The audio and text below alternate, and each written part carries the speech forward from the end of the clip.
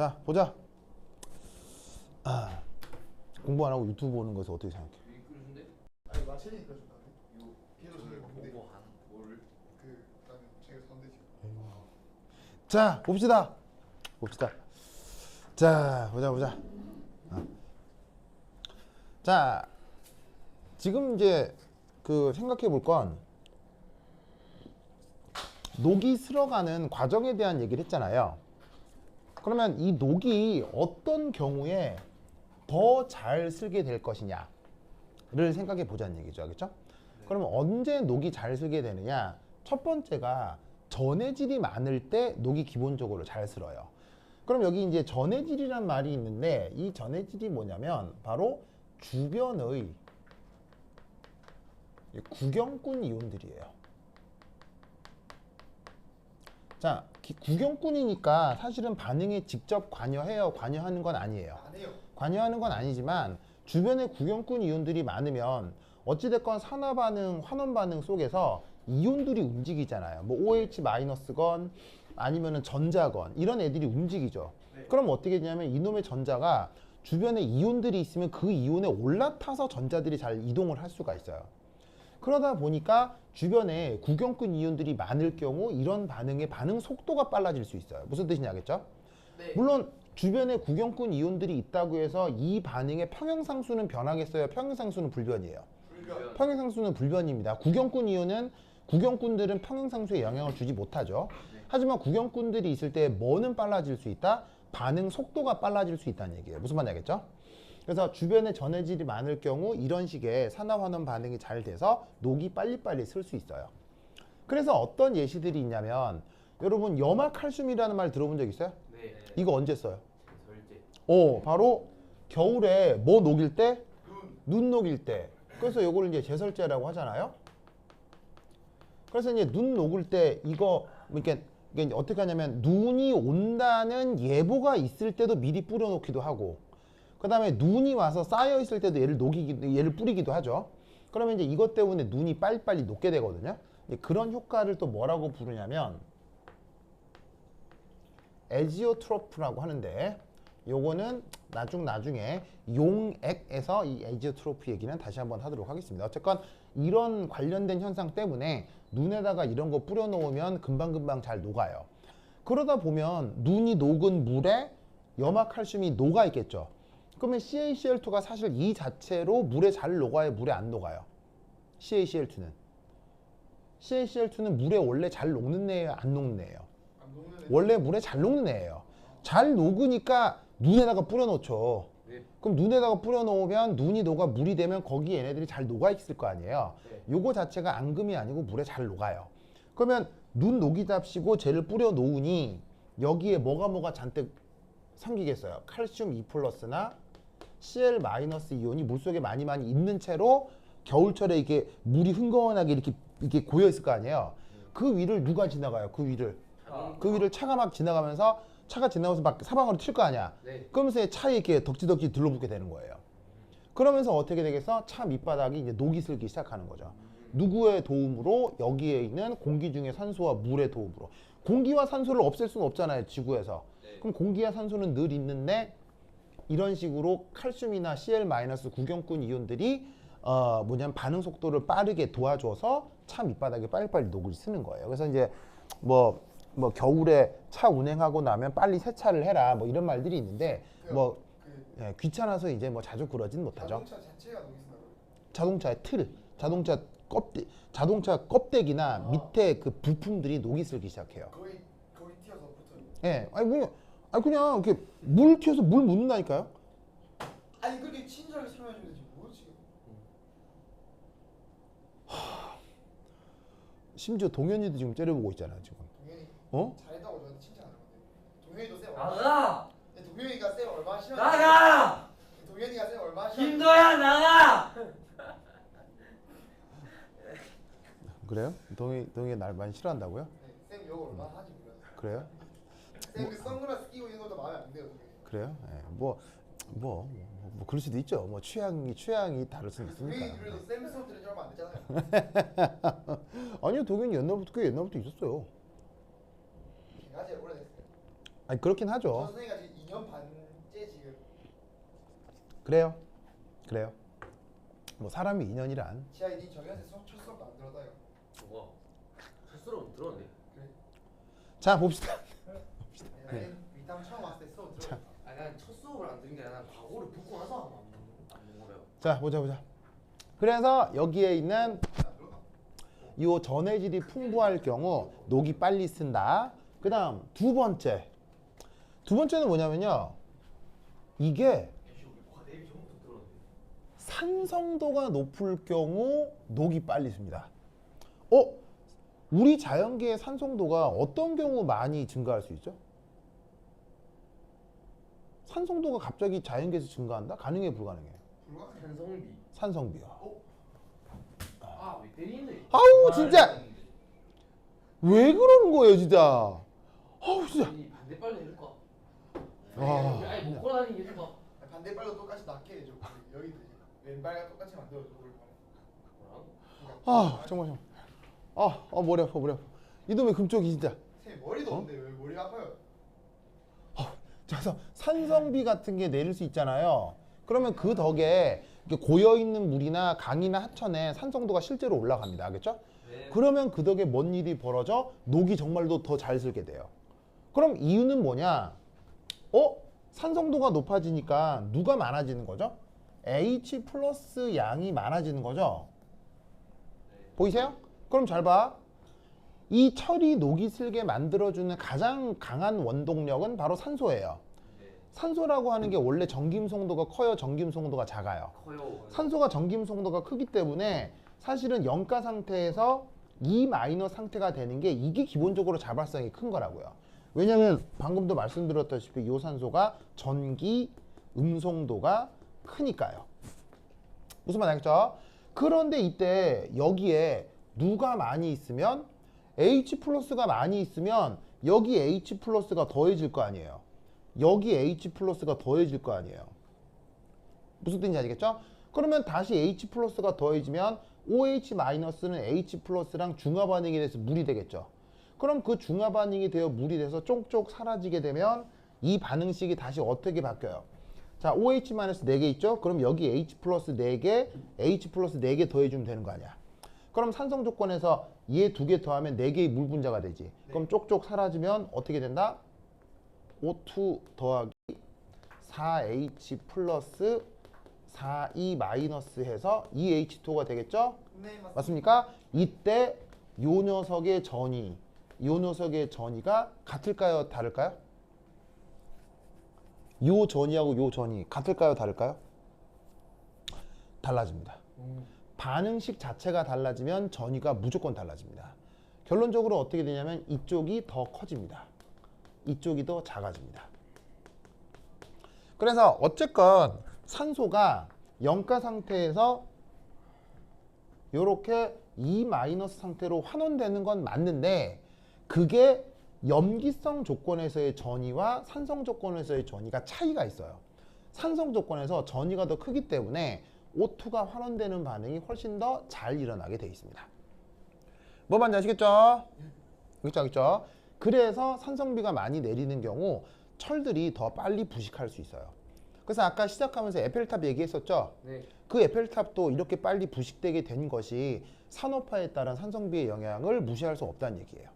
뭔 말인지 알겠죠? 네. 그렇죠? 그래서 많은 전문가들이 파리 놀러 가걸랑 에펠탑은 올라가지 말라고 하지만 어느 관광객이 그러겠어요? 무슨 말인지 알겠죠? 그래서 지금 사실은 파리가 지금 그게 지금 되게 딜레마랍니다. 에펠탑 하나가 벌어들이는 돈이 어마어마하대요. 그 에펠탑 올라가는데 돈 내야 되거든요. 몇만 원 내야 되거든요. 그래서 이제 그것 때문에 지금 파리가 지금 되게 파리시가 지금 되게 골머리를 앓고 있다고 하더라고요. 저기 누구냐? 저기 쌤 에펠탑 올라가 봤어요? 왠지 가봤을 것 같은데요? 여자친구랑? 안 가봤어요? 아, 쌤 여자친구는 시연입니다. 시연. 쌤이 위에서부터 응. 조금씩 바꿔서 지으면 안 돼요. 모르겠어요. 그거를 해야 되는. 그러면 짓는 동안 이게 막고 못 올라오게 해야 되잖아요. 거기서부터 이제 관광객들이 실망하겠죠.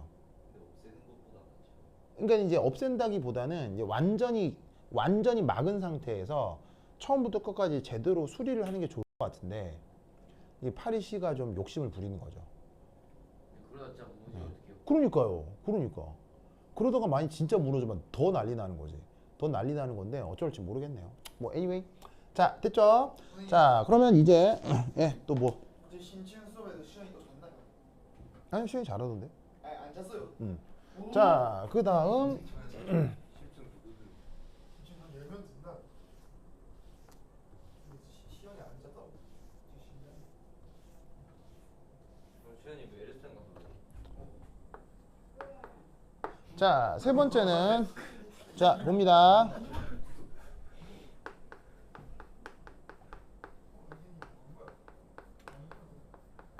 자, 방금 얘기했던 에펠탑처럼 철 구조물들의 녹이 쓴다. 되어 곤란해요. 곤란하죠? 그러니까 막아야 되겠죠? 그 막기 위해서 인간들이 하는 대표적인 방법들을 좀 알아보자 이거죠. 자, 첫 번째, 녹이 쓰는 걸 막는 가장 첫 번째 대표적인 방법 뭐? 페인트입니다. 페인트 바르는 거예요.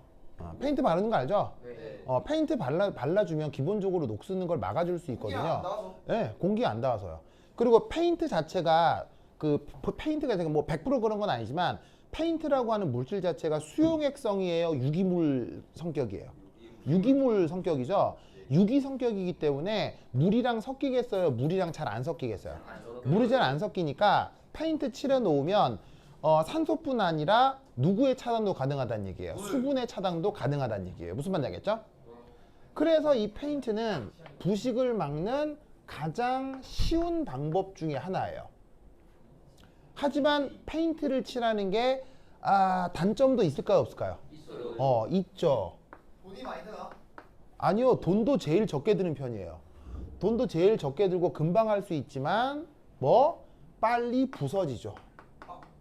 벗겨진다는 얘기예요, 페인트가 페인트가. 빨리 부서진다고? 네. 그럼 다시 하면 되는 거 아니에요? 그때 또 돈 드는 거죠. 아. 그러니까 뭔가 영구적이거나 반영구적인 방법이 아니란 얘기예요. 꽤 일시적인 방법이란 얘기예요. 그래서 이제 금방 할 수는 있는데 금방 부서지기 때문에 또 칠하고 이래야 되는 거예요. 무슨 말인지 알겠죠? 그래서 사실은 그 녹 쓰는 거가 가장 민감한 곳이 또 어딜까요? 녹 쓸었을 때 가장 큰 문제를 일으킬 수 있는 곳. 사람 피부에 닿는 거. 바로 배예요, 배. 배가 쇠로 만들잖아요.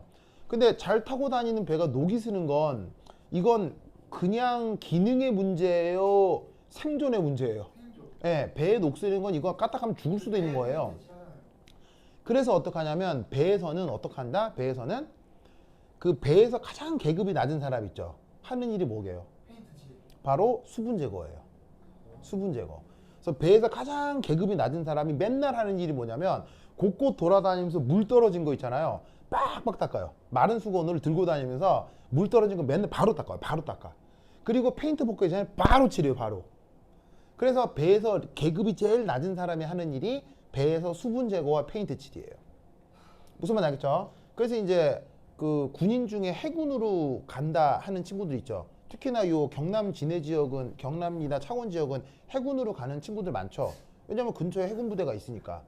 그럼 해군으로 입대해서 이제 막 가장 말단 이병이 됐어요. 그럼 맨 처음 하는 게 뭐다? 배에 가서 그 물 닦는 거예요. 물 닦는 거. 물 닦고 페인트 칠하는 거예요. 그래서 내가 해군에 있었기 때문에 그 상황을 매우 잘 알죠. 뭐 여하튼 그런 그 얘기도 친구들이 하더라. 도연아, 친구들이 화면 가려서 저거 도연이 금쪽이라고 하는 거. 자 보자. 누가 그러는데요? 자, 그래서 첫 번째 모든 친구들이요. 자, 두 번째 이. 네가 다 하는 거 있지.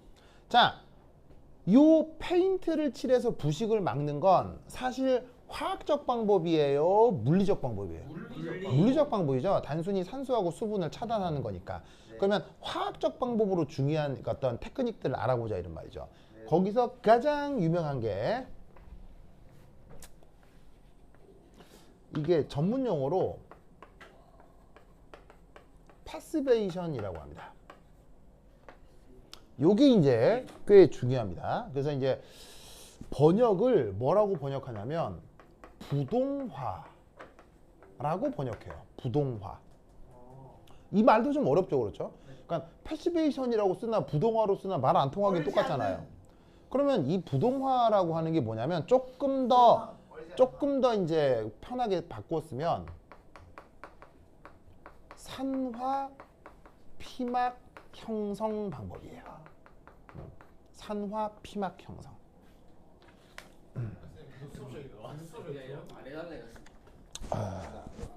찾았습니까? 지금 들고 가지고 여기서 먹으면 안 되지. 여기서 먹으면 안 되나? 뭘요? 라면. 예? 라면. 이거 뭐 들으면서 먹어 빨리 들어. 그래 먹어야 되는데 아니 지금 다 끓였는데 지금 안 먹으면 왜? 자 봅시다.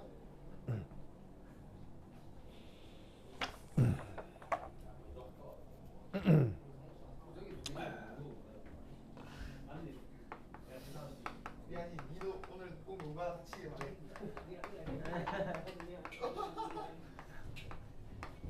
누구도 못하는.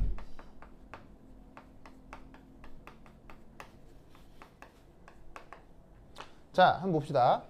철이 녹슬면 뭐가 만들어져? Fe2O3가 만들어지죠.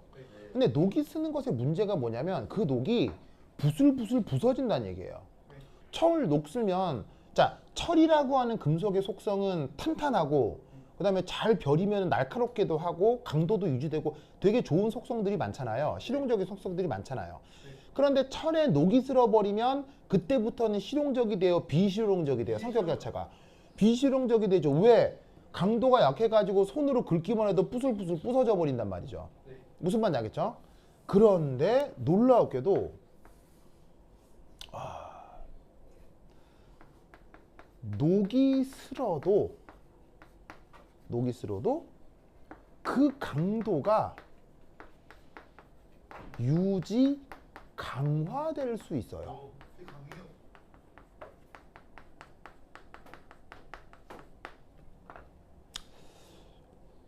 자, 그럼 잘 봐요. 녹이 슬어도 강도의 변함이 없거나 아니면 더 딱딱해져 버린다면 그때는 그런 금속의 경우는 녹이 쓰는 게 큰 문제예요? 아니면 오히려 좋은 거예요? 오히려 좋은 거예요. 무슨 뜻인지 알겠어요? 그런 테크닉을 뭐라고? 패시베이션이라고 합니다. 근데 색깔은 바뀌는 거 아니에요? 색깔도 살짝 변하는데 뭐 심각하진 않아요. 근데 색깔이 중요한 게 아니라 물성이죠. 충분히 탄탄하게 유지가 되는 게 더 중요한 거니까. 그러면 이런 패시베이션의 예는 크게 두 가지가 있습니다. 크게 두 가지. 첫 번째 얼루미늄입니다. 얼루미늄.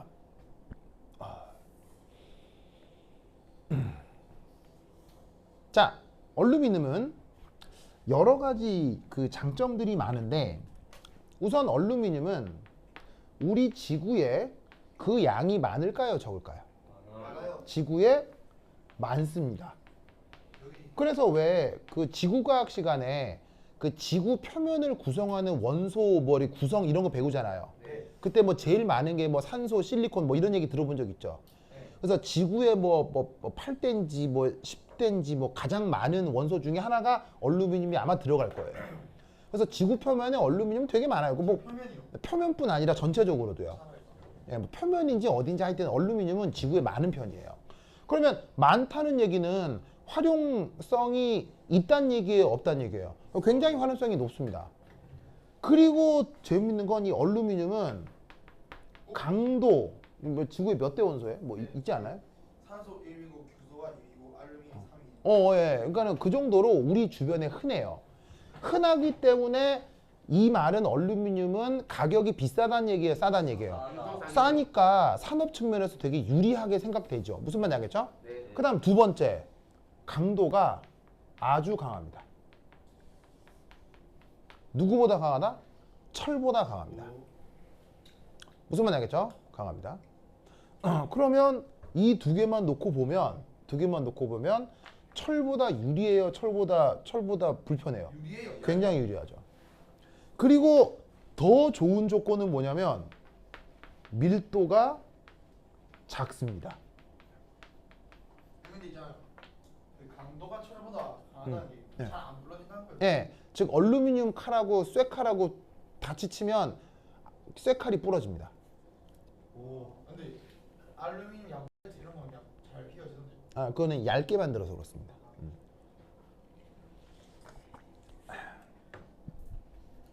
그러면 여기 잘 봐요. 재밌는 건 밀도가 더 작아요. 밀도가 작다는 얘기는 금속성을 갖는데 밀도가 작다는 얘기는 좋은 점이에요, 나쁜 점이에요? 좋다. 매우 좋은 점이죠. 예를 들면 차를 만들었어요. 똑같은 성능의 차를 만드는데 쇳덩이로 만드는 것보다 얼루미늄 덩어리로 만드는 게 차가 무거워진다는 얘기예요, 가벼워진다는 얘기예요? 가벼워진다는 얘기죠.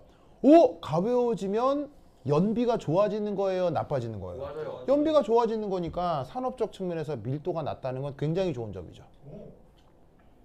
무슨 말인지 알겠죠? 네. 그러면 철 대신에 얼루미늄으로 대신하는 것에 대해서 어떻게 생각해요? 굉장히 긍정적이죠. 네, 단점이 있다. 그러면 이 세상의 모든 금속을 철이 아니라 얼루미늄으로 대체하는 게 맞겠죠. 맞겠죠? 네. 그런데 놀랍게도 여전히 100% 대체가 되어 오히려 철을 더 많이 쓰고 있어요. 철을 더 많이 쓰고 있죠. 뭔가 아직 얘기하지 않은 불리한 점이 있겠죠? 가능성. 그게 뭐냐 한번 살펴봅시다. 여기 지울게요. 네. 뭐지? 우선 이 얼루미늄은 자 순수한 고체 덩어리로 내버려 뒀을 때 주변의 산소 그 다음에 수분을 만나면 어떻게 된다? 이 주변이 요렇게 녹이 씁니다. 그 녹이 쓴 게 누구냐면 그 유명한 Al2O3입니다. 그리고 이 녹 쓰는 과정은 느리게 진행될까요? 빠르게 진행될까요? 빠르게. 이 과정은 very fast입니다. 그리고 여러분 잘 봐요. 순수한 얼루미늄은 산화수가 얼마예요? 0가죠. 그런데 저기에 있는 Al2O3에서는 철의 산화수가 얼마입니까? Al2O3에서는 철의 산화수가 3가잖아요.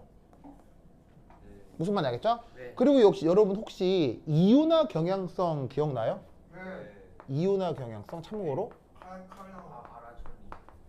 알. 아리. 두부. 자 이온화 경향성을 요즘 교육 과정에서는 외울 필요는 없지만 그래도 뭔가 외워놓으면 편한 건 있죠. 네. 그래서 외워놓으면 뭐 칼카나무 어쩌고 저쩌고 하면은 얼루미늄과 철을 비교했을 때 오히려 어디가 이온화 경향성이 더 커요? 얼루미늄이 더 큽니다.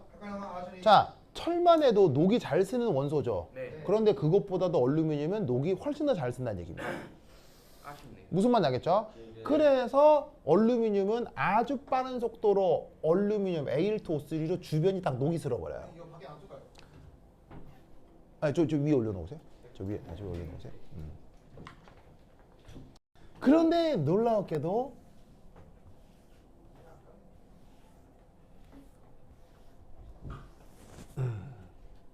놀라웠게도 이 Al2O3 있죠. 얘는 더 딱딱합니다. 누구보다도 순수 얼루미늄보다도 제가 더 딱딱합니다. 조심하세요. 그럼 잘 봐. 아까 철이 녹슬어 버리면 부슬부슬 부서지니까 문제가 된다고 했죠. 네. 그런데 얘는 녹이 슬어도 더 딱딱하니까 이 상태가 변형이 되겠어요? 더 단단하게 유지되겠어요? 더 단단하게 유지가 되니까 얼루미늄은 녹이 쓰는 게 문제가 안 되는 거예요. 무슨 말인지 알겠죠? 네. 알겠죠? 예? 그런데 이게 더 딱딱한 걸 넘어서 너무 딱딱해져요. 너무 딱딱해지면서 얘가 녹는 점이 내가 정확히 기억이 안 나는데 3000도가 넘어가요. 별로 안 되는데. 녹는 점이 3000도씨가 넘어가요. 그럼 이게 무슨 문제를 일으킬까요? 가공이 안 돼요. 가공하기가 어려워집니다. 왜냐면 쟤를 녹여야 뭔가 물건을 만들 거 아니에요. 뭐 이게 뭐 차껍데기를 만들어도 쟤를 녹여서 철판으로 만들어야 이게 뭐 껍데기를 만들 거 아니에요. 딱딱해도 의미가 없어. 의미가 없다기보다는 성형하는데 비용이 많이 들어갑니다. 그래서 어떻게 하냐면 얼루미늄이라고 하는 녀석의 물질은 싸지만 그걸 가져다가 성형할 때 인건비가 많이 들어갑니다. 그래서 그 인건비가 굉장히 많이 들어가서 이게 차를 기준으로 얘기를 한다면 똑같은 옵션의 껍데기를 철이 아니라 알루미늄으로 바꾸는 순간 차값이 최소 2천만 원이 올라가요. 좋은데? 대신 차가 껍데기가 얼루미늄이면 좋긴 매우 좋죠.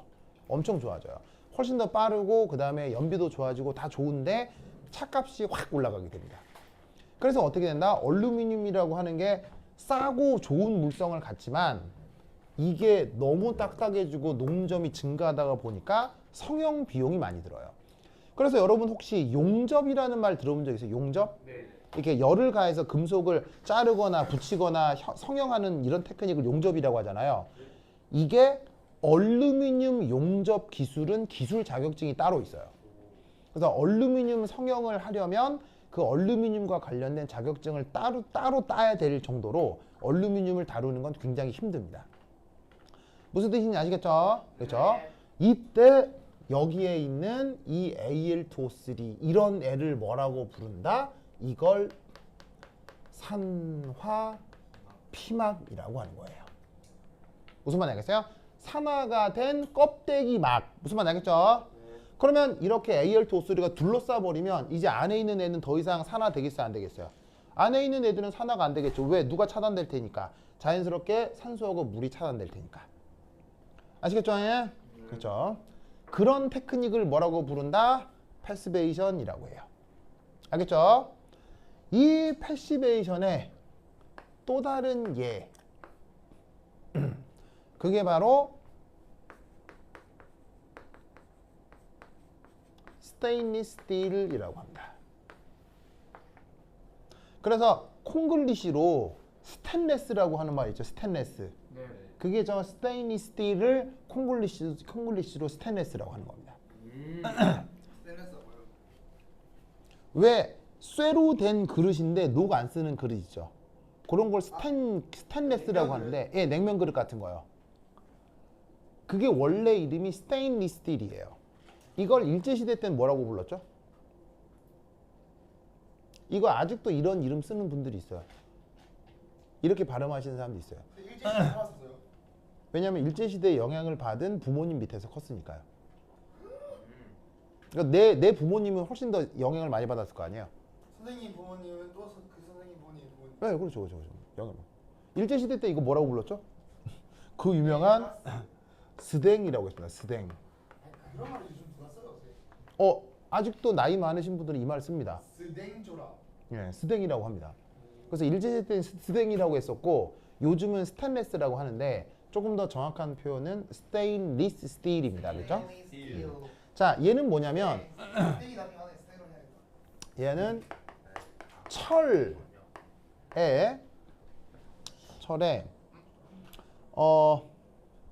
소량의 크롬을 섞은 크롬을 섞은 합금입니다. 자, 여러분 합금이란 말 알죠? 합금. 금속을 녹여서 섞어서 굳혀놓은 새로운 금속을 합금이라고 하죠. 합금이란 말 알죠? 네. 그 합금 중에 대표적인 예가 스테인리스 스틸이에요. 그럼 얘는 어떻게 한 거냐? 철에다가 크롬을 섞어 놓은 거예요. 대부분은 철이라 철의 속성이 나타나는데 크롬을 살짝 섞여 놓은 거죠. 그러면 어떤 일이 벌어진다? 크롬이 산화되어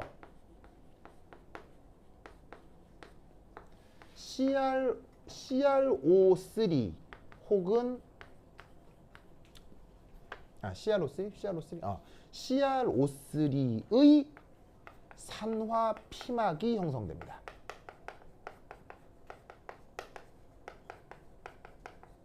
자, 그냥 크롬이라고 하면 산화수가 0가일 거 아니에요. 근데 CrO3면 크롬 산화수가 몇 가로 바뀌는 거예요? 6가 같은 걸로 바뀌는 거죠.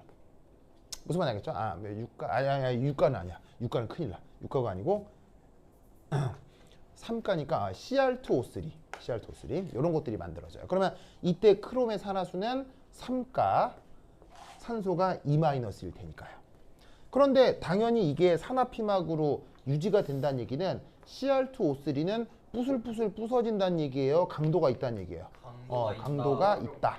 꽤 딱딱하다. 그게 CR2O3가 쇠 그릇에 코팅이 돼 있는 게 그게 바로 저 스테인리스 스틸이라고 하는 녀석이에요. 무슨 말 나겠죠? 네. 그렇죠. 그래서 이 산화피막 테크닉을 현대 산업 사회에서는 굉장히 많이 사용을 하게 됩니다. 아시겠죠? 이 논리를 꼭 기억해 두시기 바랍니다. 오케이, 됐다. 그 다음 세 번째는 뭐냐면 부식을 막는 세 번째 방법, 바로 어떤 말을 쓰냐면 희생 전극을 사용합니다. 희생 전극. 여기서 희생은 그 평소에 왜 뭐 누구 전쟁에서 누구를 살리기 위해서 누구가 희생했다 뭐 그때 그 희생이에요. 알겠죠? 자, 이건 뭐냐? 이런 거예요. 그 부식을 막아야 하는 금속의 이온화 경향성이 더 큰 금속을 부착시키는 기술입니다. 그래서 이런 걸 희생 전극을 사용한다라고 얘기를 하거든요. 그러면 뭔 말이냐면 이게 녹슬었을 때 심각한 심각한 걸 유발할 수 있는 대표적인 물건 중에 하나가 뭐가 있었어요? 아까 말씀드렸다시피 그 뭐냐면은 그거 배가 있었죠, 배. 그럼 이제 배를 예를 들어서 이제 이렇게 만들면, 그러니까 뭐 조그만 통통배 이런 거 말고요, 유조선 정도로 큰 배 같은 걸 만들면 그 배에 묘하게도 띄엄띄엄 이런 식으로 뭐가 붙어 있어요. 이렇게 띄엄띄엄 뭐가 붙어 있어요. 그럼 이게 뭐냐? 자, 기본적으로 배는 쇠덩이죠, 철이죠, 철. 그런데 여기 띄엄띄엄 붙여놓은 게 뭐다? 마그네슘을 여기에 붙여놔요. 그래서 마그네슘 덩어리를, 맥니슘 덩어리를 배 밑바닥에다가 띄엄띄엄 붙여놔요. 저게 희생 전극이구나. 왜냐? 자, 철 있죠? 네. 얘가 요런 식으로 철 이가로 산화될 때에 전위가 있을 거예요. 자, 조값이 얼마냐면 0.409. 그런데 저 맥니지움 있죠? 네. 맥니지움이 이렇게 산화가 될 때의 전위는 대략 2V 정도 돼요. 둘 중에 어디가 더 크고 어디가 더 작아요? 맥니즘. 이쪽이 훨씬 더 크다 이런 얘기죠. 근데 묘하게도 가격은 누가 더 비싸고 누가 더 쌀까요? FE가 더 싸. 이게 훨씬 더 쌉니다. 그러면 왜 얘를 붙여놓는지 알겠죠? 그러니까 뭐냐면 맥니즘은 가격이 크게 비싸지가 않거든요.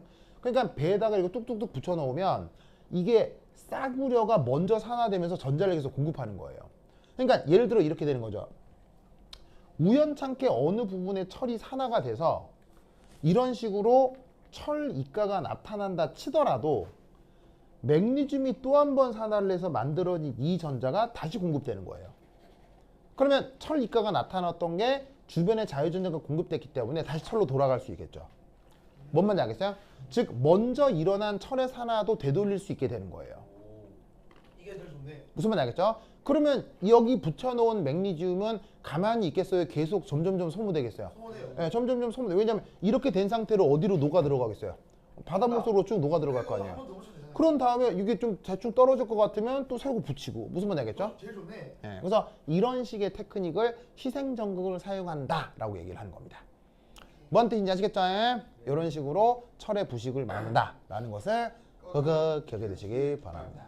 오케이, 됐다. 그러면 80분. 자, 그 다음 이제 어떤 내용을 할 거냐면, 자, 전기화학은 이제 저번 시간에 여러분들 2차 고사부터 해가지고 꽤 여러 번 공부를 했죠. 그리고 그 전기화학의 가장 중요한 하이라이트가 저번 시간에 했었던 뭐라고요? 산화원은 적정이에요. 산화원은 적정과 관련해서 중요한 계산 테크닉들이 있었죠. 네. 그게 뒤지면은 저번 시간에는 내가 그 1차 고사만 보여드렸잖아요. 2차 고사에 거의 매년 나왔어요. 그래서 화학 실험 2차 고사에 그 산화환원 적정은 거의 매년 나와요. 굉장히 많이 나와요. 알겠죠? 네. 그래서 꼭 알아두셔야 되고, 그래서 이 전기화학은 이제 이렇게 마무리 하겠습니다. 알겠죠? 그 다음 할 게 뭐냐면 침전이에요. 침전. 앙금 생성되는 거. 그 앙금 생성되는 게 이게 여러분 학교에서 그 고급 화학까지 앙금 생성 반응을 조금 부분적으로만 했거든요. 그 앙금 생성 반응이 사실은 나중에 차기온 형성이랑 연결될 수 있는데 그걸 학교에서 그렇게 자세히 하질 않았어요. 네. 근데 그 주제가 중요하고 그 뭐냐면은 차기온 형성 반응은 그 우연찮게 민재랑 공부하다가 민재 그 준비하는 그 졸업고사에서 차기온 형성 과정 문제를 선생님들이 내고 있더라고요. 아니 민재가 도움이 될 때도 있다니. 그래서 그런 시험 알죠? 요거 끝난 다음 이제 정기화학 끝났으니까 다음 시간부터 뭘 할 거냐면 침전 평형하고 차기온 평형을 일부 할 거예요. 무슨 말인지 알겠죠? 네. 다음 시간에 그걸 할 거니까 그렇게 할 거라는 거 알아두시고 여러분들은 특히 뭐 아까 내가 보여드렸던 그 양자화학 해야 돼. 다음 네. 시간 퀴즈는 양자화학 알겠지? 네. 그리고 필기 해놨습니다. 잘했죠. 그리고 여기 화면으로 보고 있는 사람들은 지금 여기 한 전기화학 마무리 하시기 바래요. 알겠죠? 네. 오케이 됐다. 그러면 한 10분 쉬도록 하겠습니다. 한시간 기다려. 자 이제 여러분들 퀴즈를 볼 겁니다. 아 싫어요. 공부하면 안 돼. 네.